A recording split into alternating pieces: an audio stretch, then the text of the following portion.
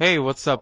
So shortcut একটা কথা বলতে চাই যে রিসেন্টলি আমার ভিডিওতে খুব কমেন্ট আসতেছে যে জার্মানিতে আসার স্বপ্ন শেষ বিকজ 40 বছর লাগবে।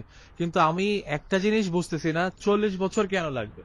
40 বছর লাগার কোন মানে কারণটা আছে? বা আপনি যার থেকেই শুনছেন বা যার থেকে দেখছেন আই ডোন্ট নো, বাট 40 বছর লাগার পেছনে আপনি কি সে কি আপনাকে প্রুফ দিছে জার্মানি আসতে 40 বছর লাগবে? আর সবচেয়ে বড় কথা, জার্মান এম্বাসির ওয়েবসাইটে আমি নিজে চেক করে দেখলাম, যেখানে লেখা আছে 24 মান্থ, 25 মান্থ, এবং এটা আমি স্ক্রিনশট আমি দিয়ে দিচ্ছি যে অ্যাকচুয়ালি জার্মান এম্বাসি মেনশন করছে যে 24 বা 25 মান্থ, লাইক এরকম। সো আপনারা টুইটারের একটা জরিপ, যেটা হচ্ছে জার্মান অ্যাম্বাসিডর থেকে দেখছেন, যে ওখানে বলা হয়েছে যে 80,000 হচ্ছে অ্যাপ্লিকেশন, মানে অ্যাপয়েন্টমেন্ট ডেটের জন্য অ্যাপ্লিকেশন পড়ছে আর কি। তো 80,000 অ্যাপ্লিকেশন পড়ার মানে এইটা না যে আপনার আসতে 40 বছর লাগবে।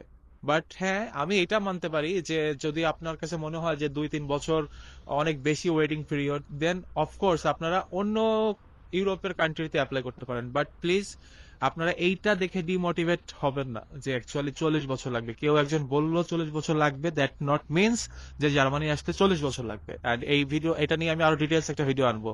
So stay tune with এমটক।